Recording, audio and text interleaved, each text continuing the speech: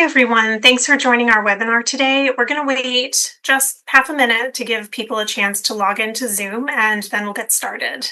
Thanks.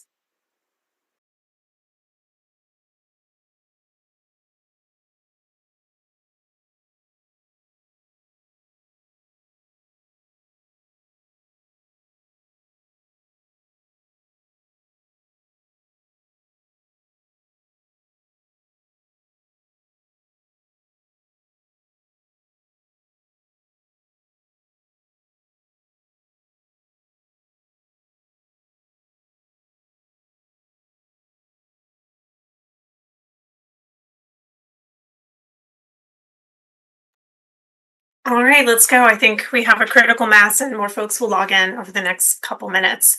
So thank you all for joining us today at the Stimson Center. I'm Pam Kennedy, a research analyst with Stimson's Myanmar project. And today's webinar is going to explore the rapid developments over the past few years, especially in the past few months, in rare earth mining across northern Myanmar, especially in Kachin State. Some of you might have watched Stimson's Southeast Asia program's recent webinar, Where's the Water? Mekong Wet Season 2025, which discussed some of the environmental impacts of rare earth mining downstream in Thailand. So be sure to check out that webinar later for a really enriching discussion. And today's discussion is going to take a closer look at the Myanmar side of the issue, where the mining of rare earths has expanded significantly in recent years. So geological surveys of Myanmar reveal how rich the country is in a huge range of minerals like gold, zinc, gemstones, as well as the rare earth heavy and light metals, especially dysprosium and terbium, which are critical for the production of many modern technologies, from consumer goods like electric vehicles that are purchased all across the world to wind turbines and lasers. And because these rare earths are so valuable, the mines can be a very lucrative source of income for whomever controls them, which is an important factor to consider in Myanmar's fragmented economy amid the ongoing conflict between the military government, ethnic armed groups, and other non-state armed actors. And since late 2024, the Kachin Independence Army has seized control of key mining areas across Kachin State from a previous EAO, the NDAK. And as of late March or April of this year, trade of these rare earths has resumed between the KIA and China, where the vast majority of the world's rare earth processing capacity is located. So given the severe impacts of rare earth mining on local communities, as well as the downstream communities, both in other parts of Myanmar as well as in Thailand, the status quo of the mining operations really raises a lot of important questions about responsibility, sustainability, the regulation of these mines, and the impact on the people who live near them. So today, to explore this important issue in Myanmar, I'm really delighted to be joined by two experts on the externalities of rare earth mining, Ben Hardman and Pai Dietz. Ben is the Mekong Legal Director at Earth Rights International, and Pai is the Southeast Asia Program Regional Campaigns Director at International Rivers. Thank you so much for joining me today. So let's kick this off with the mining process, and then we'll zoom in on the industry in Myanmar.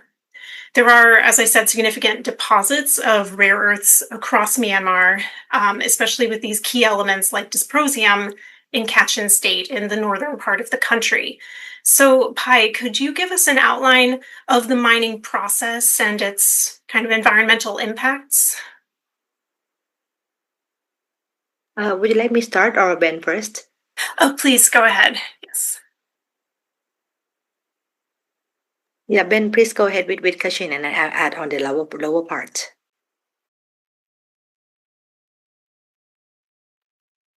So would you like me to talk about the mining process or?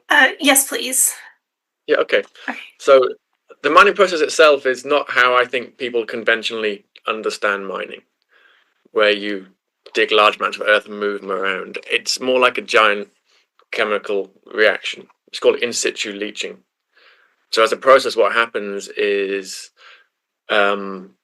first of all, the areas that are identified are not done through any kind of extensive surveying or audit. It's simply investors finding areas where there seem to be high deposits, and then they start work because they think they can turn a profit, with no thoughts to, is this a sensible way of doing this? Is it efficient? Is it ecologically sound? But the process itself involves basically drilling holes in the ground and pouring in large amounts of chemicals such as ammonium nitrate. You are effectively starting a large chemical reaction within the hillside. And so that ammonium sulfate releases the dysprosium and terbium that are desired by the mining companies, but also everything else that is not required and certainly not desirable. So we're talking things like arsenic, lead, cadmium, all kinds of heavy metals, radioactive elements like strontium, lots of ionic salts. And so all of these get washed out of the hillside into streams and down through the watershed. And every time it rains, more and more of these heavy metals and other toxins are washed out into the waterways. I mean, we did some water testing with Kachin CSOs, and it did show very worryingly high levels of things like arsenic, lead, and cadmium, manganese. There hasn't been extensive testing yet. That simply wasn't possible when the area was under the control of the NDAK. But yeah, I think it's important to understand that this is not conventional mining, and it is extremely environmentally harmful. Thanks, Ben. And I know that because of the difficulty of accessing these areas, it seems like a lot of the work has been done to assess where the mines are and track them over time through using like satellite images from Google Earth. And that there has been a huge increase in the number of mines across areas like Chipwe, Pangwa, over just the past few years since the start of the pandemic. So how does that reflect the demand for rare earths? Yeah, so the demand for rare earths has radically increased, particularly dysprosium and terbium, which are primarily used in magnets. 94% of the world's dysprosium ends up in magnets. From 2020 to 2030, the US government estimated that the demand for these magnets would increase by around 200%, and then by another 100% by 2050. So what you're seeing over 30 years is a six-fold increase in demand for magnets that use these heavy rare earths. And so how that looks in Myanmar is that mining really started in the late 2010s. Prior to that, it was almost entirely conducted in China. And it began to move to Myanmar for two reasons. One was the extreme environmental harms that were happening in China, but also a desire of China to preserve its own natural resources and use those from other countries first, which seems perfectly sensible. And so a lot of the investors started moving from China into Myanmar in the late 2010s. By 2021, rare earth exports, this is official data from the Chinese government, were 19,500 tons. That's for the rare earth oxides. That had doubled to around 41, almost 42,000 by 2023. And so when we compare that to Chinese domestic quotas, as of 2023, the Chinese domestic quota was around 19,000. So basically half of the official imports from Myanmar.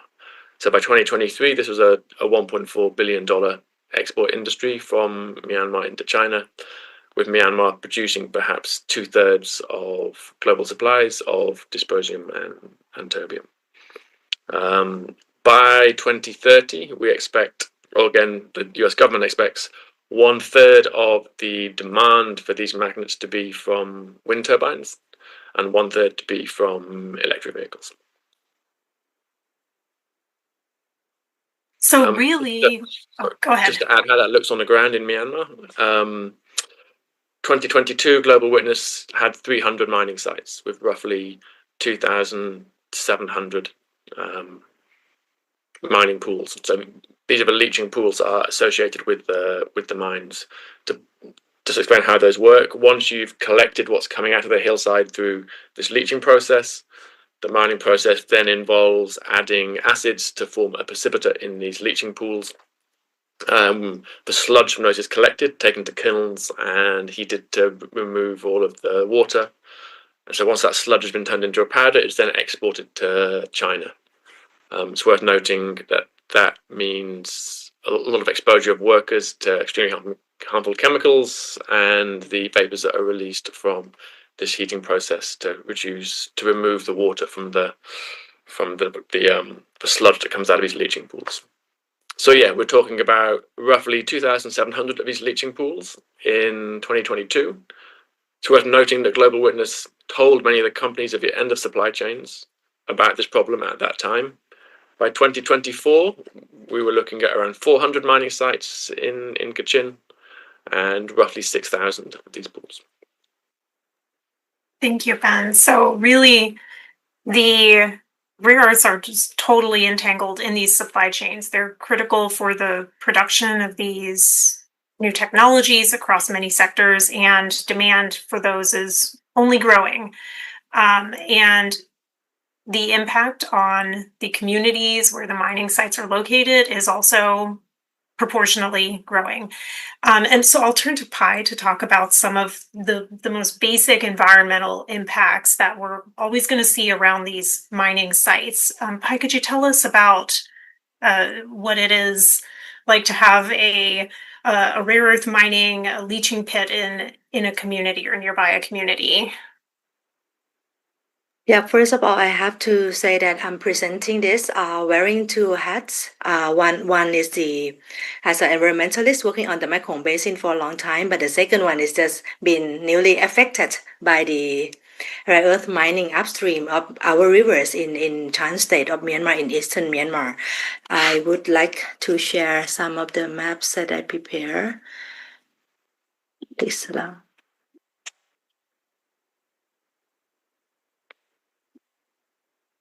Okay.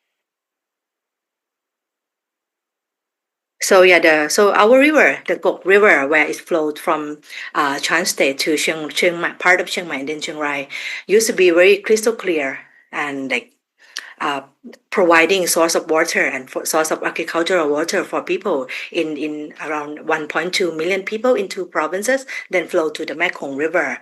But when we visit the area just early this year, the villagers in Chiang Rai, in Chiang Mai, in Taton district, told us that the river changed just recently. It's not clear anymore, but it's murky and unusually murky. And they heard that there are some kind of mining activities upstream in Myanmar, but the area is controlled by the United Wa State Army. That's impossible for them to get into the area.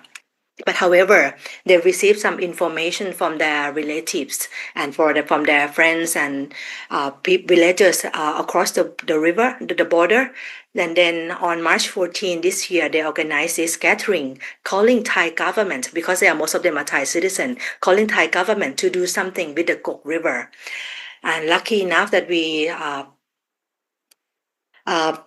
so as a citizen, don't really have many tools, but when we looking at the Google Earth just upstream of the Kok River in Chan State of Myanmar, we saw something like this, and we had no idea what this actually is, because we heard there are some gold mining along the river using the digging boat and all those activities.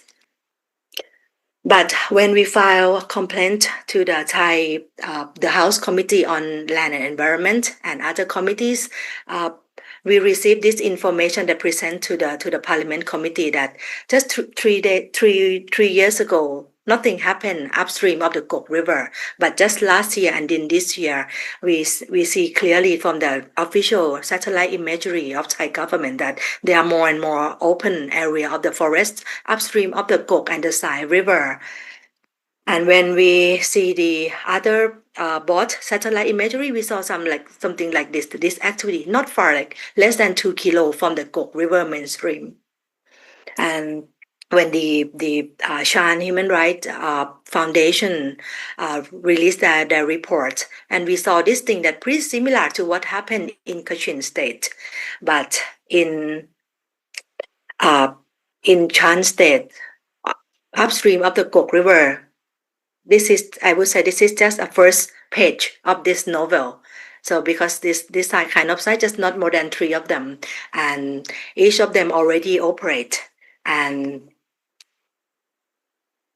fisher folks downstream in the Gok and in the Mekong River, because the Gok flowing into the Mekong River in northern Thailand bordering Laos, they found recently in the past 6 months, they found this kind of diseased fish, this kind of catfish, they're small one and live on the riverbed. So anything happen to the river directly affect them. And we are also quite lucky that we have pretty good quality reports from the pollution control department, that after we filed the complaint, after the issue was covered by Thai journalists and media outlets, they regularly test the water when it first entered the country from the Gok River in Chiang Mai, in Taton, and all the way through Chiang Rai City and to the Mekong River, as well as the Sai River and the Ruok River near the Golden Triangle. So the information gathered by the pollution control department revealed that there are serious heavy metal contamination in 4 rivers, Gok, Sai, Ruok, and the Mekong River on Thai-Lao border already. And this exceeds the safety standard by WHO. I think it's been very new thing for us. But people in Chiang Rai, along with the experts and the academics, work together, trying to gather information and try to reach out to any channel possible to stop all this mining, because we learn a lot from Kachin State that over 300 pits pool that release all the acid and the heavy metal and polluting all the rivers and the hills and the forest and the farmland, and we don't want to be second of that crisis. Also, as is already transboundary environmental crime, the Mekong River Commission conduct official tests or water tests on the Mekong River, and they just released the information last week.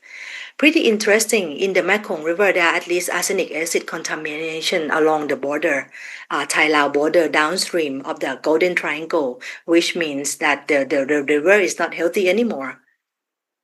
And in the conclusion of this brief report released by the Mekong River Commission, it says that this is the level of moderately serious situation on the Mekong River, and according to their guidelines, they issue 2 things. That one thing is to identify pollutant as arsenic, which is persistent, highly toxic, reduced biodiversity, accumulates in the food webs, and can pose long-term risks to ecosystem and, very important, human health.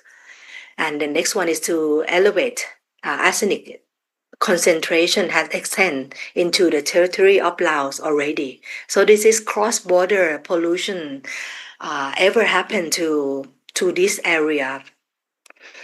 And the latest news released today is that today the Thai cabinet just acknowledged the recommendation that made by the Thai National Human Rights Commission to protect human rights from cross-border pollution on the Gok and Sai and Ruok Mekong rivers, as the NHRC submit a letter and recommendation to the Thai cabinet early in June, and today the cabinet acknowledged this, and we really hope that this will be the first step for Thailand to take some action along with the Mekong River Commission. And I'm showing you this the Mekong River below the Thailand in Laos, in northern Laos, because Thailand is now going to build another dam on the Mekong River mainstream, and this free-flowing section of the river will be still water in the reservoir of Pak Bang Dam project, which will mean all this arsenic and heavy metal contamination will be clogged here in the still water. So how about the human health and about ecosystem of the Mekong River that's already damaged by the hydropower upstream in China? And all this is, I think,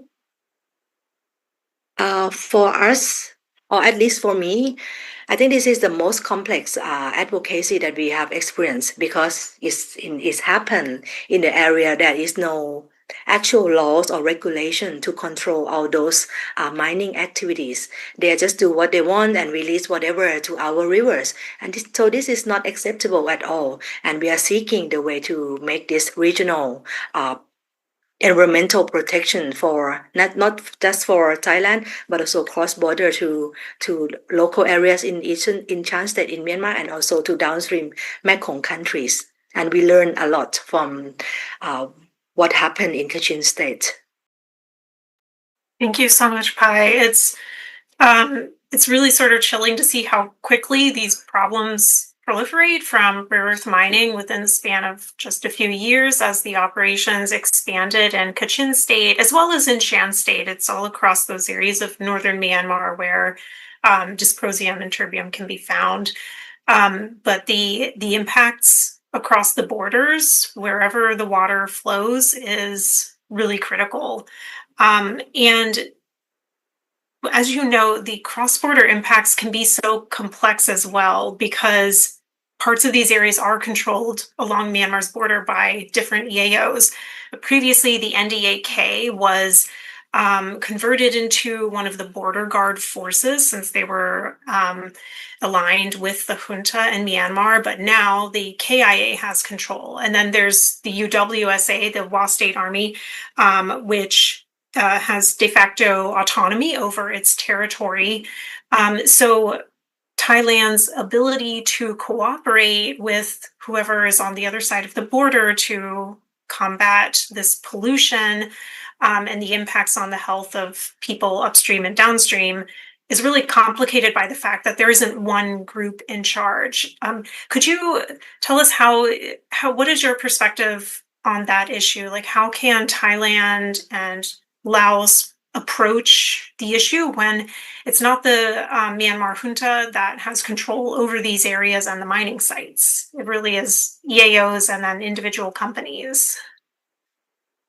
Yeah, what we learned is that most of these investors or operator of the mines are Chinese-speaking people. They could be Chinese citizen or holding Burmese ID card. We have no idea, but it is very important for the riparian or relevant government to act now and very immediately because the way that also the way that the upstream area is being illegal mines site, then all this operation by people that without control regulated mining operation and then export to China and use it for the goods or expensive products. I think it's just unfair. So we are trying to, as I said, this is just the first few months of our advocacy, and we just realized that this happened upstream. Actually, we never look at the Google map before. We just look at it in early this year. So this is quite new, but I think at least the way that the National Human Rights Commission filed this letter to the Thai government and Thai cabinet just today acknowledge it. I think it's already a very good step, but it is also important for us to also understand that those control the area is not actually comply with any other state or any laws. So how to control this damage. It could be diplomatic conversation or diplomatic procedures. It can be security procedures as well, right? Or economic sanction or whatever. I think if the governments really care about human health, we are now talking about impacts on human health and on environment. This is very important to take a step immediately. We cannot wait. And lessons from elsewhere in the world show us that ecological damage from rare earth mining like this might take up to 100 years to recover, and it is very expensive. And this is the waterway that we use for our water supply, for our irrigation, for our rice paddy, and this will go into the food chain and it will affect everyone. So I have just another question for Ben, but I'll let the audience know we're going to turn to audience Q&A very shortly. So if you have questions, please go ahead and submit them through the Q&A function. And if you're watching on the YouTube live stream, you can submit questions at stimson.org/questions. So Ben, to kind of work off what Pi has discussed and sort of zoom in on the governance issues at the local level, what sort of governance problems are you seeing with these rare earth mining operations in northern Myanmar? Like, what is lacking in a sustainable mining operation there? Yeah, before I answer that, I'm going to answer some of the things that I want to talk about from the things that have popped up. One is we often hear these minerals, and particularly these magnets, described as critical, and they're often called critical minerals. And I think that's a little bit misleading, and we need to change the way we speak about that. It's a word I often use as well, but let's take wind turbines, for example, that are going to make up a third of this demand by 2030. You can design wind turbines in different ways. You can have what are called direct drive ones, which use just magnets. You can have geared ones that use no magnets, or you can have hybrid ones. Some companies like Vestas, Danish company, have done what they should be doing, which is human rights due diligence, and have redesigned their wind turbines over the last few years. And so they now use a hybrid design that reduces their rare earth consumption by 90%. Other companies such as Siemens, who are I believe the largest offshore wind turbine manufacturer, haven't. They simply have ignored requests for dialogue from organizations like Global Witness when this was flagged back in 2022, haven't changed their designs, and are still using designs that have a magnet that weighs a ton approximately in each of their large wind turbines, and haven't made the attempts that Vestas has to reduce their use of rare earths. And so they're not critical, they're just sometimes preferable. And so companies like Siemens, because it's preferable, are using continuous sacrifice zone. I think that's really important for us to remember. I think also looking at human rights due diligence, companies like Vestas that have done this now find themselves not dependent on very vulnerable supply chains, whereas other companies now find themselves at risk of being caught up in a trade war that sees their access to these magnets cut off.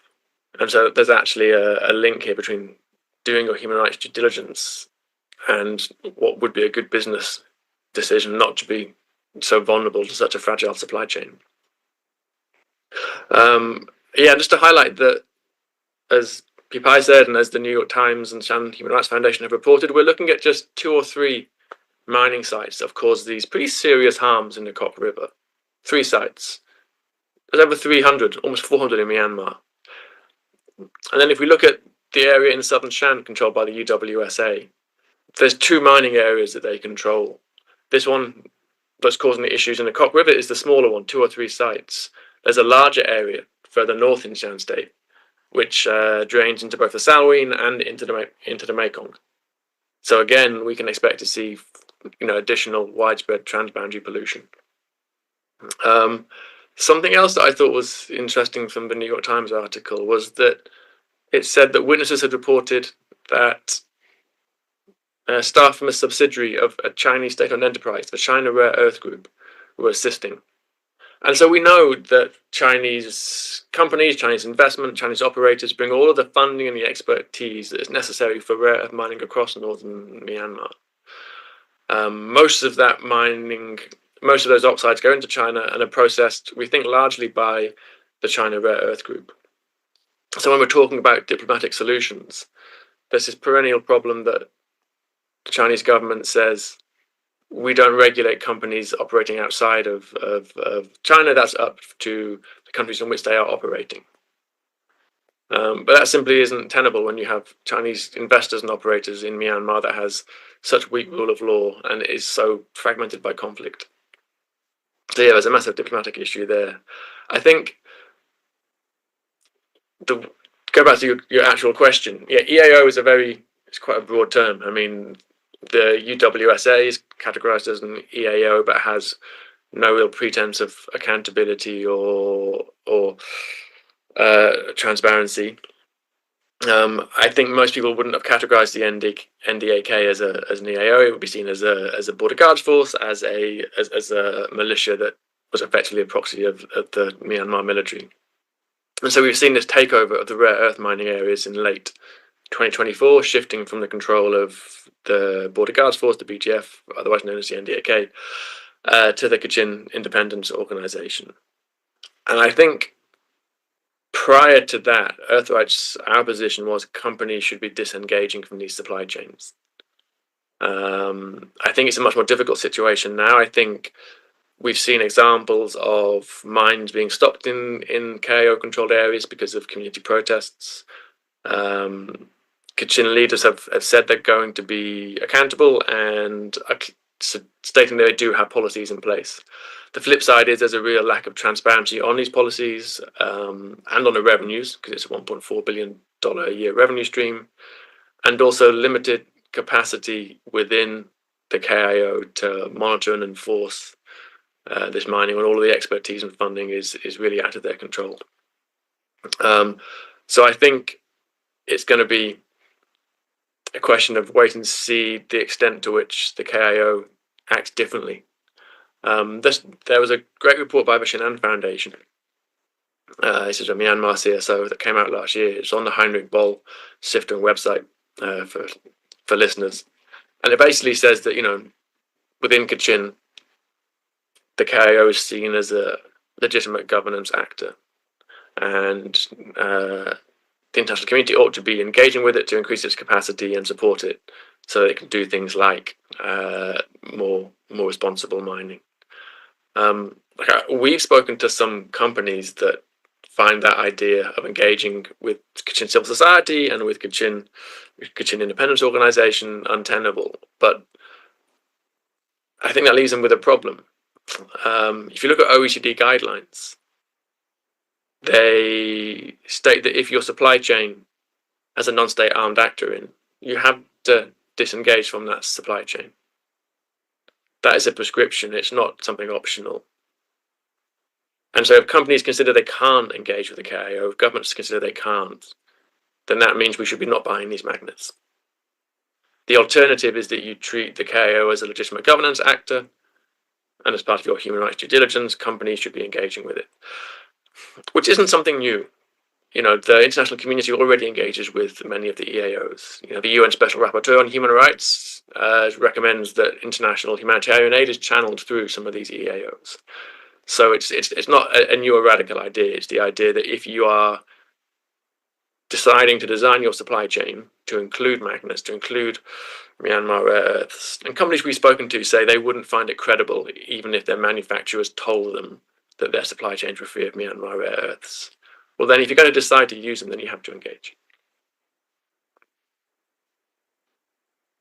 Thank you, Ben. That really touches on how complex the issue is, that it's extremely difficult in a situation like Myanmar, where control over the territory is very fragmented, especially in the border areas. And so ensuring that total supply chain due diligence from beginning to end is almost impossible in some cases, especially if you can't access the area very easily. And so I'll turn to a first question from Nikki Diamond, who asks, given Myanmar's large role and growing role in the global rare earth supply chains, what are the realistic pathways to ensure ethical sourcing, transparency, environmental accountability? You kind of touched on it, that there are sort of two options: to try to engage more, and then to disengage, follow that OECD guidance that it is a non-state armed actor. So what would you recommend in a case like this, where the demand for the rare earths is not decreasing? And I think that we can expect to see that there won't be sort of a spontaneous disengagement without a big change in how people think about rare earths. Like, as you say, thinking about them not as critical, but as the option we've chosen to use. What would you recommend? I mean, I think it's up to companies to decide how they interpret those guidelines. If they do interpret the KIO as a non-state armed actor, then they should disengage. If they say, no, we don't think it fits within that categorization, it's a local governance authority that has legitimacy within Kachin, then they can choose to engage with it. I think that companies need to be, as part of their human rights, and when we say it's impossible to do the human rights due diligence, it's not. It's impossible to trace the exact path of the rare earths through every single entity. But when you know that 2/3 of it is coming from Myanmar and it gets commingled in processing and in supply chains, you basically know that it's coming from Myanmar. So I'm not really sure what else companies need to do apart from to say, yes, we acknowledge that our supply chains are full of Myanmar rare earths. And so I think they should be doing what Vestas has done and redesigning as soon as possible. I think they should be speaking with civil society and organizations like the KIO about what remedy looks like and what they can do to help mitigate the impacts. And then I think for countries like Thailand that are starting to suffer these pretty horrendous impacts already, I think there's then a diplomatic engagement with both China and with stakeholders across the border, whether that's the KIO, whether it's the UWSA or the military junta. I think it's worth noting that the area on the border around the Kok River is not exclusive control of the UWSA. The area in the north of Wa State is the area in the south. From my understanding, there is military presence there with the SAC, and so there is some leverage there. And Thailand provides the SAC with its largest source of revenue with gas revenues. It has a substantial amount of leverage in Myanmar. Very true. And there is even room, I think, for Thai-China cooperation on this issue. As we've seen in recent months, there has been cooperation between the Chinese government and the Thai government cracking down on the scam centers because of the impact on Chinese nationals, both as victims of the scams and as people trafficked to operate the scams. And this is similarly an issue that will only grow in the cross-border human impacts. I wonder if I'll turn to Pi next. We have a question from Isabel Kane on the environmental harms, and she also asks whether these are like small-scale operations, who owns them. We've touched on that a little bit, but I wonder if you can address like how I guess like what the impact is on the labor required for the mines in the local communities, and sort of the health of the miners as well as the folks who are downstream of the leaching. Even though the mining sites are not far from the border, not more than in some other area, we can just use drone to fly on the hills and then see the mining pretty clearly. But we have limited access to those areas, so we have limited information about how the health impact of those workers or labor have been. But we have heard a lot about the miners in Kachin State that some people just went there and work for a few months and come back and die at home without any testing because limited healthcare service over there up there in Kachin State. But and one thing I like to add on this is that most of these are just start, and even though this is just not more than second year of the operation of this mining, we already see the environmental impacts cross the border and already reach from more than 100 kilometers from Thai-Myanmar border all the way to the Mekong River already. So this is very large area of contamination and pollution that happening in this corner. One thing I like to talk about, I saw some of the chat, the question from the chat is that how we should also mention about that this when the way that is called as a critical minerals, it means that this is very critical, very important. But actually, what could be more important than the water, clean water and air and land for us to live, right? So this is the way to greenwash these mining activities to be important, very critical, and other things is next. So it's like externalize other costs of the mining that have been very harmful for the environment, and also the way that is all this mineral also used in defense sector, not just renewable energy or energy transition only. We see some information that pretty large portion of this mineral go to the defense sector. And is that critical actually? And how come it is using this loophole of laws and regulation in this corner of the world to extract all this mineral to export for all those sectors that not accountable at all? You make a really excellent point. It kind of follows on several questions that we have here about like who's investing in the mining operations and ultimately who is benefiting from the mining operations. Hajira Ahmed asks whether the revenues of the mines actually benefit the local communities, and if not, how could this be overcome to sort of compensate for the ecological impacts?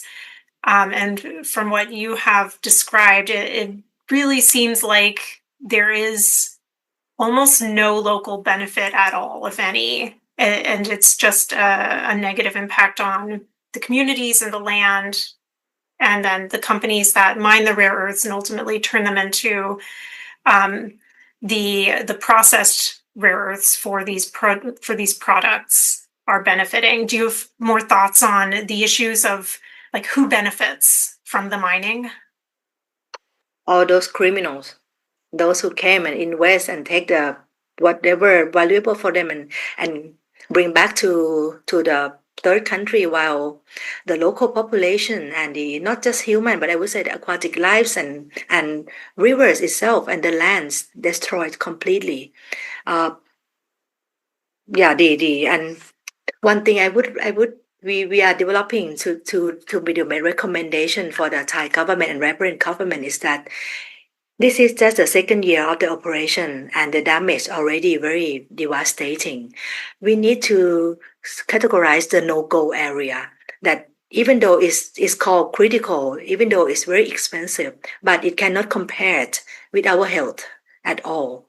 How could you do this like just 2 kilo away from the border, right? In case of the Masai River, the Sai River, which is also tributary of the Mekong, the mining right there in the water, in the river bed, and when is the flood happen, it's not just the water that already harmful, but also contaminate flood water. And this is rainy season already. People in Chiang Rai, Masai, and Chiang Mai, and northern Chiang Mai is pretty like have a little kind of anxiety that what would happen to us if the flood water happen again. I'll add a couple of things to that. In terms of the workers in communities, I think it's worth noting that most of the workers are migrant workers from outside the area where the mining is taking place. And so what you see is local communities lose their ability to carry out farming because of high levels of pollution.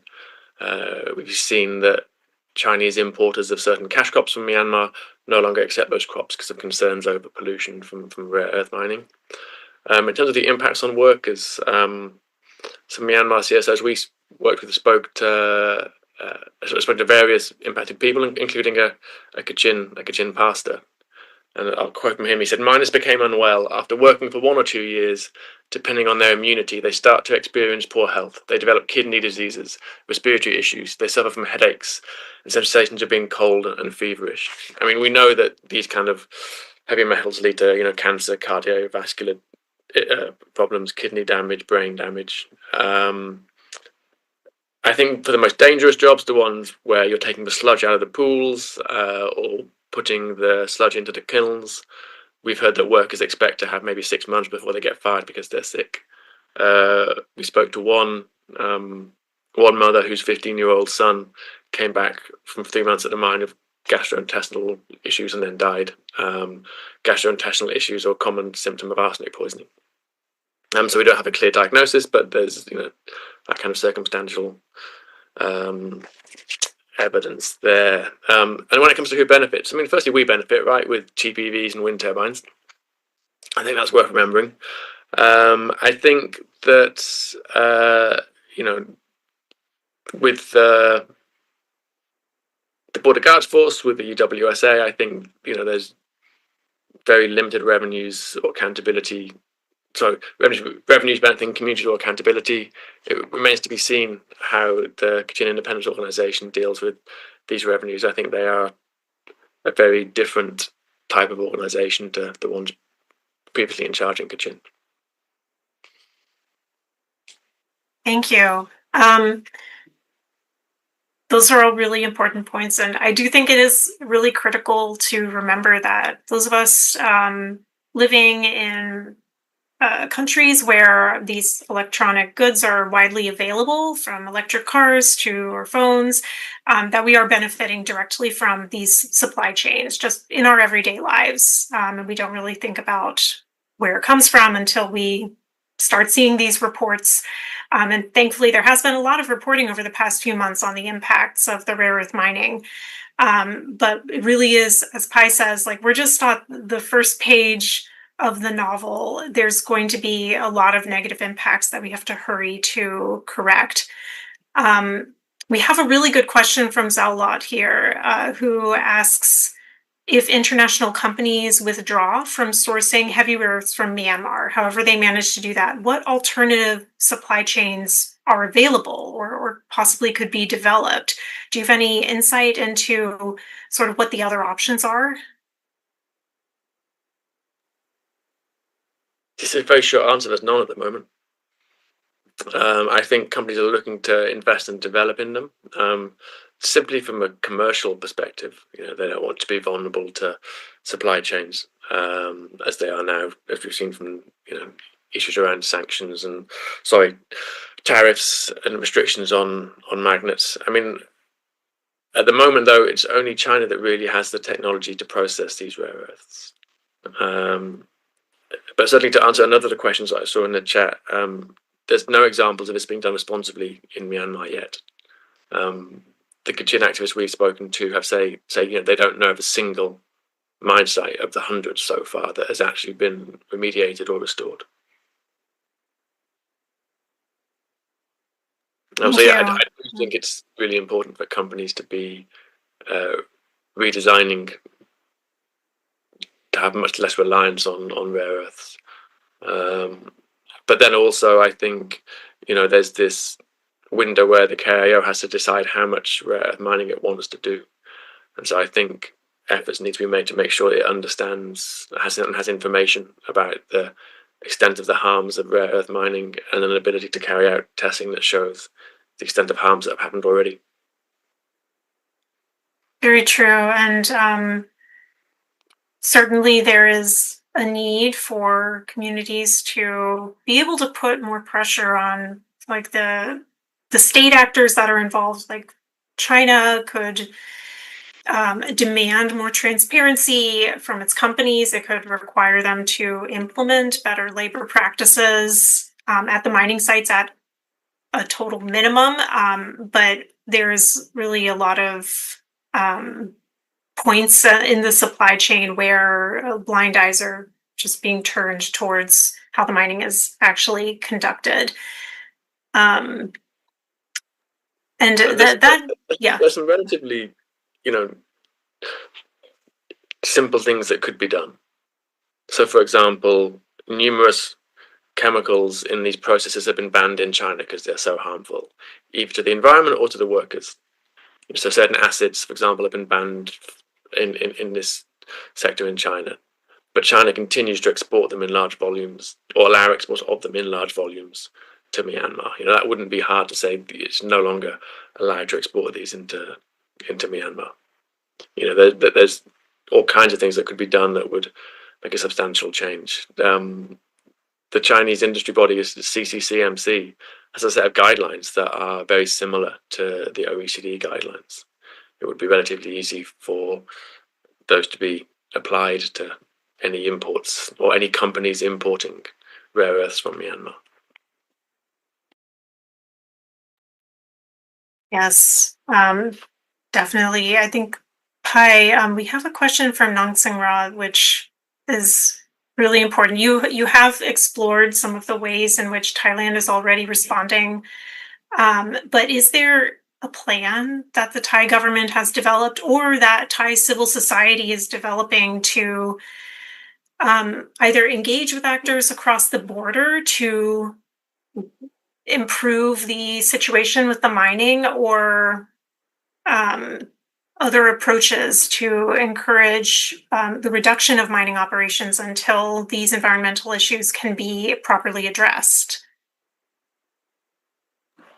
Being affected by this cross-border pollution from the rare earth mining and other kind of mining operation upstream, the only demand that the Thai civil society are asking now is to stop all this mine immediately. We know that this cannot be improved because there are Chinese-speaking investors and operators. They know what to do, right? But it's more expensive if they do it within their own country. That's why they're using the loophole of the law and regulation and invest right here in the area where there is no such law. And we know that even though we demand for them to do better or to have the better safety environmental safety or standards, it won't work because it will be expensive. It will be too expensive for them to do it. So the only demand is that stop this activity immediately and recover our rivers and our land. Because if we allow them to operate like this in the year 2, year 3, year 5, year 10, it will be impossible to recover the ecosystem services. Our river will turn to acid. Very true. And you also remind me that in these areas of Kachin State, the local rivers are often tributaries of the Irrawaddy, Myanmar's largest river. So there will eventually be downstream effects within Myanmar outside of KIA-controlled territory, and then it really does become the Myanmar government, the junta's problem as well. So the situation will evolve very rapidly and have a lot of impact on tens of millions of people. We are coming to the end of the hour, so I will turn to, we have so many questions. My apologies, we won't be able to get to all of them, but I'll turn to a last couple questions. We have a really good question from Emily Fishbein about companies reducing the use of rare earths in wind turbines, other products. What raw materials can they use instead? And are there associated risks that you're aware of with those products, with those materials, Ben? I think with the wind turbines, it's very simple. It's use of gears rather than just magnets. And using entirely gear designs, that's easier for onshore models because the gears require more servicing than the magnets. So for onshore designs, geared turbines are more straightforward. There are still some manufacturers that use magnets for onshore wind turbines.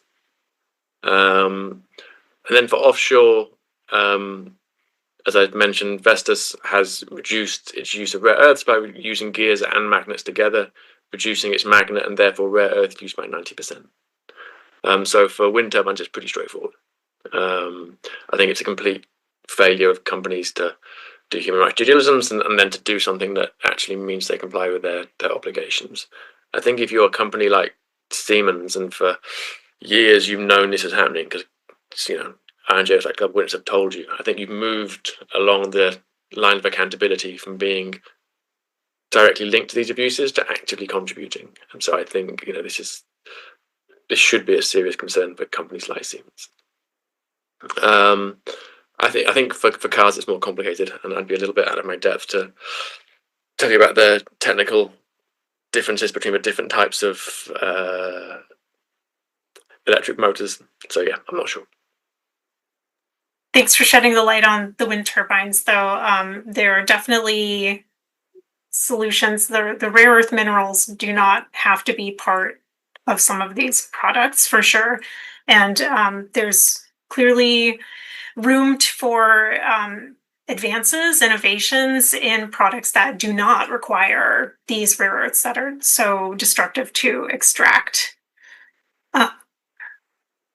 And we have a really good question from Nantha Lin as well. Can there be provenance-based campaigns on sourcing? Like how to make these materials more traceable, especially since the processing still happens in China. And we've all read about how Chinese companies can attempt to source recycled rare earths, which may be sort of run off from previous processing processes, but are not necessarily from an end product being given a second life. But would a campaign on how to better source these materials help the situation, or are we just doubling down on the use of rare earths?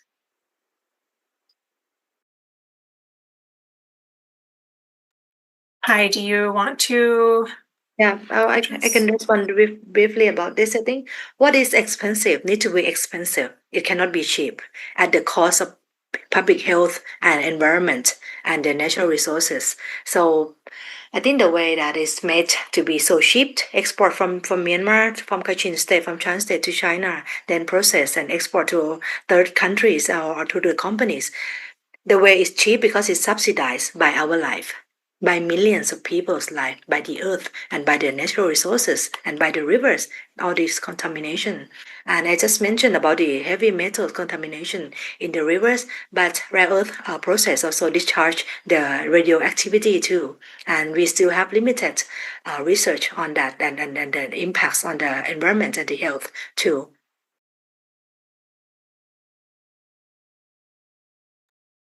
Thank you. Ben, did you want to add anything to that? I think responsible sourcing is tricky when at the moment there is no responsible source.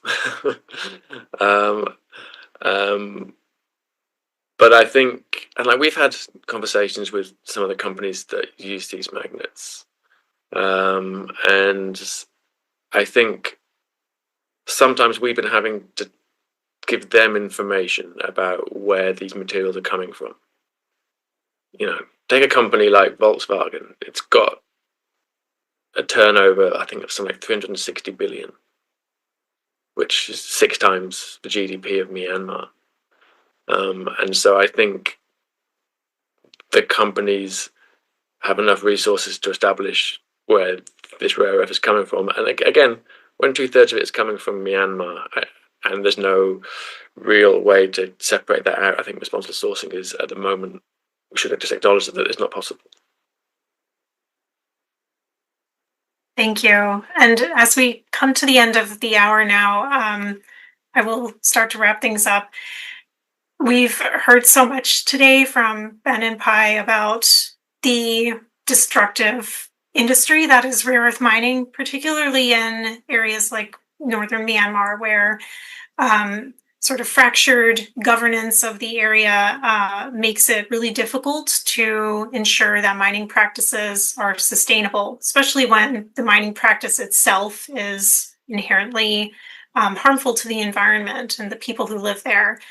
And I also want to reiterate the importance of sort of raising awareness of these issues. I think that the large audience that we have today watching and the numerous questions, we've over 30 questions that we didn't get to by the audience, 30 questions and comments, speaks to how concerned people are about the issues. So I hope that over the next few months that this momentum will be maintained and that people can learn more about where the components of their electronic goods are coming from and do something to advocate for, I think, better policy in this area for sure. So thank you, Ben and Pi, so much for joining us today. Thank you to our audience for so many really good questions and comments. Really appreciate your engagement on this issue.